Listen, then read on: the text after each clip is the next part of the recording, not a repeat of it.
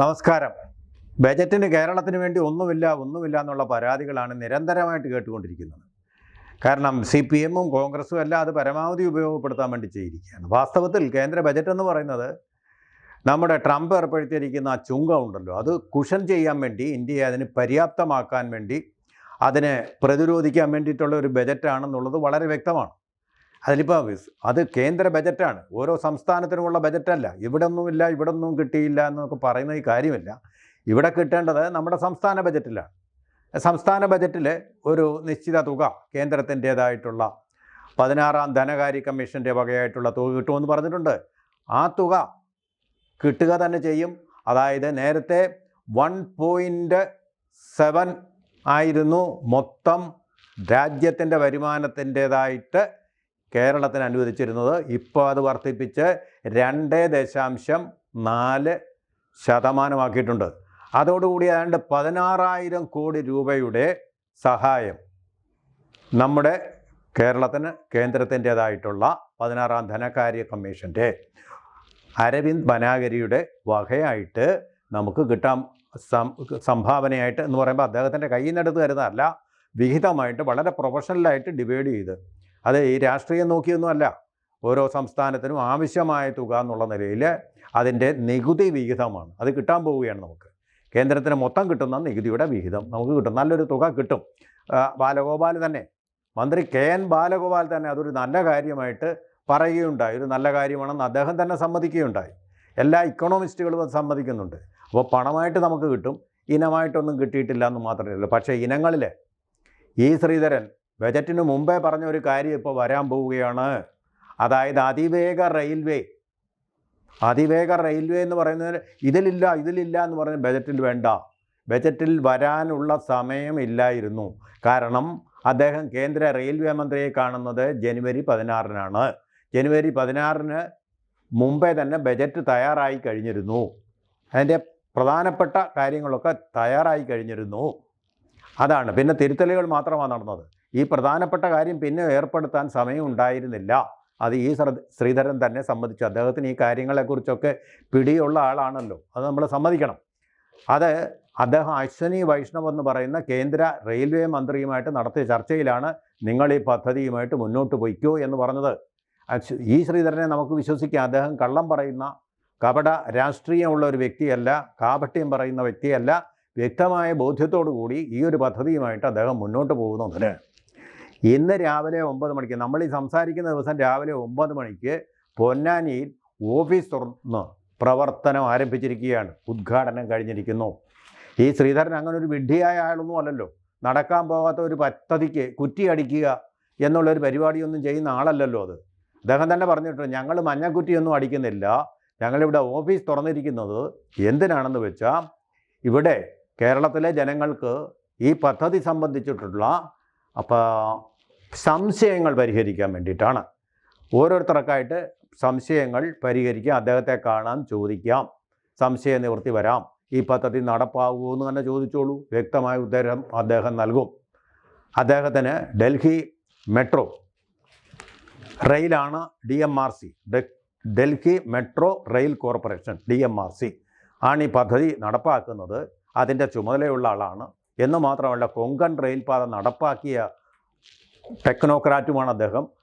ഇതെങ്ങനെയാണ് നടപ്പാക്കേണ്ടതിനോട് വ്യക്തമായിട്ടുള്ള ഐഡിയ ഉണ്ട്. ആകാശത്തിലൂടെയാണ് അതിവേഗ ട്രെയിനുകൾ പായുക. ആരുടെയും ഭൂമി അധികമായിട്ട് ഏറ്റെടുക്കേണ്ടി വരില്ല. അത് ഏതാണ്ട് ഒരു 5% ഭൂമി ഏറ്റെടുക്കേണ്ടി വരും. അതിന് വൻ വില നൽകാം എന്നാണ് പറഞ്ഞിരിക്കുന്നത്. മാർക്കറ്റ് വിലയേക്കാൾ വലിയ വില കൊടുക്കാം എന്നൊരു വാഗ്ദാനവുമാണ് അദ്ദേഹം പറഞ്ഞിരിക്കുന്നത്. എന്ന് മാത്രമല്ല, അദ്ദേഹം പറഞ്ഞിട്ടുള്ളൊരു കാര്യം, റെയിൽപാത പോയി കഴിഞ്ഞാലും കൃഷി ആവശ്യങ്ങൾക്ക് വേണ്ടിയിട്ട് ആ ഭൂമി നിങ്ങൾക്ക് വീണ്ടും ഉപയോഗിക്കാൻ പറ്റും. ആ രീതിയിലാണ്. കാരണം ഇത് തൂണുകൾക്ക് മുകളിലൂടെയാണ് ഈ ട്രെയിനുകൾ പോകുന്നത്. അതുകൊണ്ട് അടിയിൽ കൃഷി നടത്തുന്നതിന് യാതൊരു വിധമായിട്ടുള്ള തടസ്സങ്ങളും ഇല്ലാത്ത വിധത്തിലുള്ള ഒരു അലൈൻമെൻറ്റാണ് ഇവിടെ നടത്താൻ പോകുന്നത്. ഇവിടെ പ്രധാനമായിട്ടും അദ്ദേഹം സംശയങ്ങൾക്ക് ഉത്തരം പറയാൻ പോകുന്നത് ഈ തീവണ്ടിപ്പാത കടന്നു പോകുന്ന സ്റ്റേഷനിലെ ആളുകളോടാണ്. അവർക്കാണല്ലോ ആശങ്ക ഉണ്ടാവുന്നത്. മഞ്ഞക്കുറ്റിയുടെ കാര്യത്തിൽ അതാണല്ലോ സംഭവിക്കാതിരുന്നത്. നമ്മൾ തലതിരിഞ്ഞ പ്രയോറിറ്റി ആയിട്ടാണ് ആൾക്കാരുടെ സംശയങ്ങളെ കണ്ടത്. അതുകൊണ്ടാണ് അവർക്ക് ആശങ്കകൾ ഉണ്ടായതും അവർ പ്രക്ഷോഭത്തിലേക്ക് പോയതും കലാപകലുഷിതമായതും അന്തരീക്ഷം. അവരുടെ ഭീതി ഇപ്പോഴും, ആ ട്രോമ ഇപ്പോഴും മാറിയിട്ടില്ല. ഈ ശ്രീധരൻ്റെ വാക്കുകൾ ആശ്വാസമാകും. മറുവശത്തെ ഇങ്ങനൊരു പദ്ധതി ഇല്ല. കേരളത്തിന് നല്ലൊരു പദ്ധതി കേന്ദ്ര റെയിൽവേ മന്ത്രി തന്നെ നിർദ്ദേശിച്ചപ്പോൾ അതില്ല എന്നുള്ള മട്ടിൽ ആൾക്കാർ നെഗറ്റീവിസം എന്ന് പറഞ്ഞാൽ നിഷേധാത്മകതയുമായിട്ട് അവർ മുന്നോട്ട് പോവുക. നമുക്ക് അങ്ങനെയുള്ളവരെ ഒന്നും ചെയ്യാൻ പറ്റില്ല, ആർക്കും രക്ഷിക്കാനും പറ്റില്ല. ഇതൊന്നുമില്ല, ഇവിടെ ഒന്നും കിട്ടിയാലും കിട്ടിയില്ല എന്ന് പറയാനുള്ള ഒരു മനോഭാവം ഇതുണ്ട്. ഈ പദ്ധതി ശ്രീധരൻ പറഞ്ഞ വാക്കാണ് ഈ മോദി ഗ്യാരണ്ടി എന്ന് പറയുന്ന പോലെ ശ്രീധരൻ ഗ്യാരണ്ടിയാണ്. ഈ പദ്ധതി നടപ്പാവുക തന്നെ ചെയ്യും. അതിന് മന്ത്രിമാരും അതുപോലെ തന്നെ പാർട്ടി സെക്രട്ടറി എം വി ഗോവിന്ദനും ഒക്കെ പറയുന്നത് ശ്രീധരൻ പറഞ്ഞുകൊണ്ടായില്ല, പിന്നെ ആര് പറഞ്ഞുകൊണ്ടാവുന്നത്? പിണറായി പറഞ്ഞത് നടപ്പായോ? മുഖ്യമന്ത്രിയാണല്ലോ. മഞ്ഞക്കുറ്റി അടിച്ചിട്ട് ഞങ്ങൾ ഈ റെയിൽ നടപ്പാക്കും. എവിടെ പോയത്? നിങ്ങൾക്ക് എന്താ ഗ്യാരണ്ടി ഉള്ളത്? അപ്പോൾ ഇത് നടപ്പാക്കും. ഇദ്ദേഹം സ്വന്തം ഓഫീസ് തുറന്നു കഴിഞ്ഞിരിക്കുകയാണ്. ഇത് വെറുതെ ഒന്നും ആവില്ല. ഈ ശ്രീധരൻ ഒരു വാക്ക് പറഞ്ഞാൽ അത് വെറുതെ ആവില്ല. അദ്ദേഹം ആത്മവിശ്വാസത്തോടു കൂടി തന്നെയാണ് പറയുന്നത്. ഫെബ്രുവരി 15 ഇപ്പോൾ ആദ്യം മലപ്പുറം ജില്ലയിലെ സംശയങ്ങൾക്കാണ് അദ്ദേഹം, പൊന്നാനിയിലാണല്ലോ ഇപ്പോൾ ഓഫീസ് പ്രവർത്തിക്കുന്നത്, അതുകൊണ്ട് അടുത്തുള്ളവർക്ക് പ്രോക്സിമിറ്റി നോക്കിയിട്ട് അവരുടെ സംശയങ്ങൾക്ക് ഉത്തരങ്ങൾ പറയും. അത് മലപ്പുറം വഴിയാണ് ഈ ട്രെയിൻ കടന്നു പോവുക. അത് പറഞ്ഞ് തീർന്നു കഴിഞ്ഞാൽ, അവരുടെ സംശയങ്ങൾ തീർന്നു കഴിഞ്ഞാൽ ഫെബ്രുവരി 18 ഇപ്പോഴേ അതിൻ്റെ പ്ലാൻ വെച്ചുകൊണ്ടാണ്, സിസ്റ്റമാറ്റിക്കായിട്ടാണ് അദ്ദേഹം പോകുന്നത്, പ്രൊഫഷണലായിട്ടാണ് പോകുന്നത്. അത് നമ്മൾ മനസ്സിലാക്കണം. ആ വ്യത്യാസം നമ്മൾ മനസ്സിലാക്കണം. പെട്ടെന്നാണ് നടപ്പാക്കുന്നത്. കാലതാമസം എടുത്ത് പേപ്പർ വർക്ക് നടത്തി അങ്ങോട്ട് പോയി ഇങ്ങോട്ട് പോയി, അതല്ല, പെട്ടെന്ന് മുറി 2 അപ്പോൾ തന്നെ കാര്യങ്ങൾ നടപ്പാക്കുകയാണ്. പിന്മാറുകയല്ല, ബജറ്റിലില്ലെന്ന് പറഞ്ഞ് പിന്മാറുകയല്ല.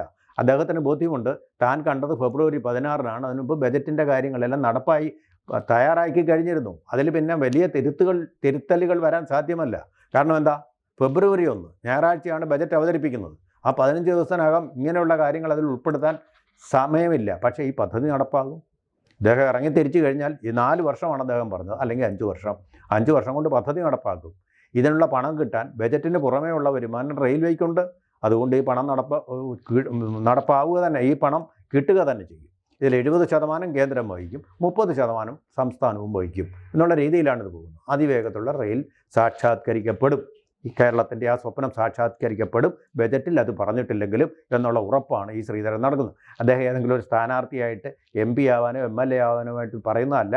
നിസ്വാർത്ഥ സേവനത്തിൻ്റെ ഉത്തമ മാതൃകയായിട്ടുള്ള അദ്ദേഹം പറയുന്നത് സത്യസന്ധമാണ്. നമ്മൾ അല്ലെങ്കിൽ കമ്മീഷൻ അടിച്ച് മാറ്റാൻ വേണ്ടിയിട്ടുള്ളതല്ല. അതല്ല അദ്ദേഹത്തിൻ്റെ ലക്ഷ്യം എന്നുള്ളതുകൊണ്ട് നമുക്ക് ശ്രീധരനെ വിശ്വസിക്കാം, തീർച്ചയായിട്ടും വിശ്വസിക്കാം. ഇതുപോലെ തന്നെ കേന്ദ്രമന്ത്രിയോ മറ്റാരെങ്കിലും ഇത് നിഷേധിച്ച് ഇതുവരെ പറഞ്ഞിട്ടുമില്ല. ഇങ്ങനൊരു പദ്ധതി ഉണ്ടാവുകയില്ലെന്ന് ആരും പറഞ്ഞിട്ടുമില്ല. അപ്പോൾ അത് ഓപ്പൺ സ്പേസാണ്, അത് തുറന്നു കിടക്കുകയാണ്, അത് സുതാര്യമാണ്, അത് നടക്കുക തന്നെ ചെയ്യും. അതുപോലെ തന്നെ അലൈൻമെൻറ്റിൻ്റെ കാര്യത്തിലും അദ്ദേഹം തീരുമാനങ്ങൾ എടുക്കും. ഏത് വഴിയാണ് ഇത് പോകേണ്ടത് എന്നുള്ള കാര്യത്തിൽ തീരുമാനമാകും. എന്തായാലും നേരത്തെ തീരുമാനമാവുന്ന പറഞ്ഞിട്ടുള്ള ഒരു കാര്യം, തിരുവനന്തപുരം വിമാനത്താവളം, അതുപോലെ തന്നെ നെടുമ്പാശ്ശേരി വിമാനത്താവളം, അതുപോലെ തന്നെ കരിപ്പൂർ വിമാനത്താവളം, പിന്നെ കണ്ണൂർ വിമാനത്താവളം, ഈ 4 വിമാനത്താവളങ്ങളെ ബന്ധിച്ചുകൊണ്ടായിരിക്കും ഈ അതിവേഗ റെയിൽ കടന്നു പോവുക എന്നാണ്. അപ്പോൾ വിമാനയാത്ര എന്ന് പറയുന്നത് ഇപ്പോൾ വളരെ വർദ്ധിച്ചു വരികയാണ്. ഉഡാൻ പദ്ധതിയുടെ ഭാഗമായിട്ട് ആ സ്ഥലങ്ങളെയെല്ലാം ബന്ധിപ്പിച്ചു പോകുന്ന ഈ ട്രെയിന് ആളുകളുടെ ട്രാഫിക് ബ്ലോക്കിൽ കിടന്നുള്ള സമയനഷ്ടം, അതുപോലെ തന്നെ ധനനഷ്ടം, വണ്ടികളിൽ ടാക്സികളിലൊക്കെ പിടിച്ച് ദൂരയാത്ര ചെയ്യുമ്പോൾ ഉണ്ടാകുന്ന ആ സമയനഷ്ടമൊക്കെ പരിഹരിക്കുന്ന രീതിയിലാണ്.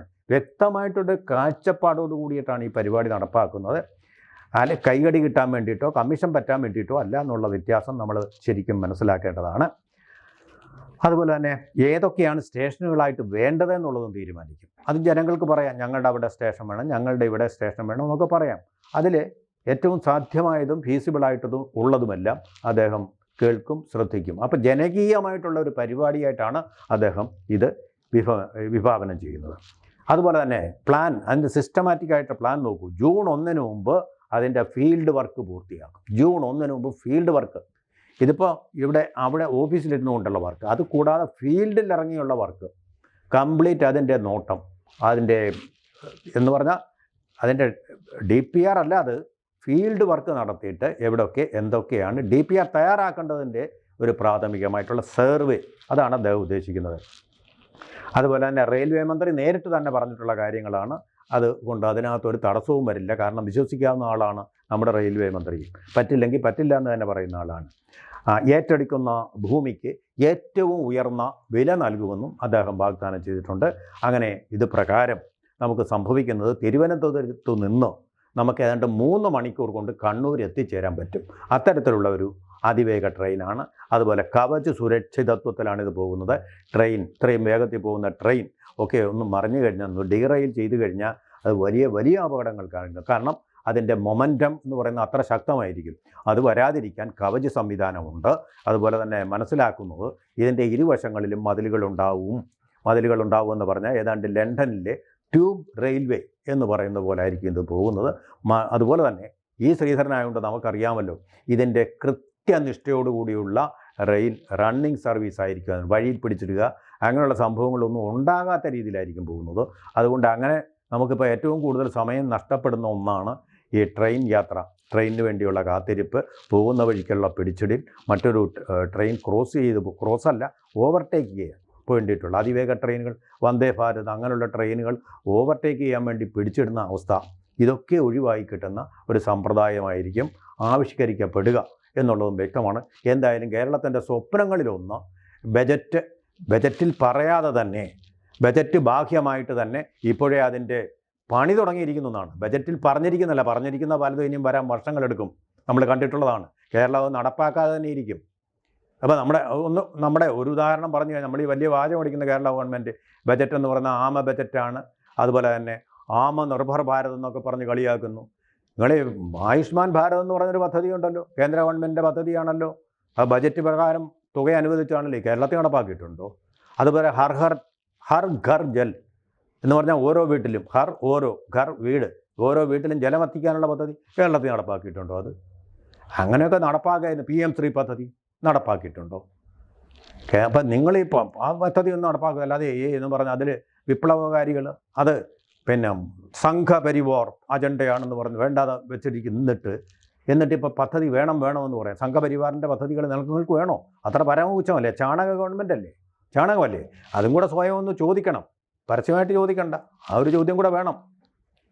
അതുകൊണ്ട് തീർച്ചയായിട്ടും ഈ ദീർഘദൂര റെയിൽവേ എന്നുള്ളത് റെയിലല്ല, മഞ്ഞക്കുറ്റി അടിക്കലല്ല, അതില്ലാതെ തന്നെ നടപ്പാക്കാൻ കഴിയുമെന്ന് ശ്രീധരൻ കേരളത്തിന് കാണിച്ചു തരും. അതുപോലെ കേന്ദ്ര റെയിൽവേ മന്ത്രാലയവും കേരളത്തിന് കാണിച്ചു തന്നെ ചെയ്യും.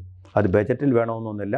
കേരളത്തിൻ്റെ സ്വപ്നം ഒരടുത്ത 5 വർഷത്തിനകം പൂവണിയും എന്ന് പറഞ്ഞു കഴിഞ്ഞാൽ 2031 കൂടി നമുക്ക് സുഗമമായിട്ടുള്ള ഗതാഗതം, അതുപോലെ ശുഭയാത്ര അത് ഉറപ്പാക്കിയിരിക്കുന്നു. അത് ഗ്യാരണ്ടിയായി. കൂടുതൽ വാർത്തകളും വിശേഷങ്ങളും നിങ്ങളിലേക്ക് എത്താൻ ABC മലയാളം സബ്സ്ക്രൈബ് ചെയ്യുക, ബെൽ ബട്ടണും അമർത്തുക.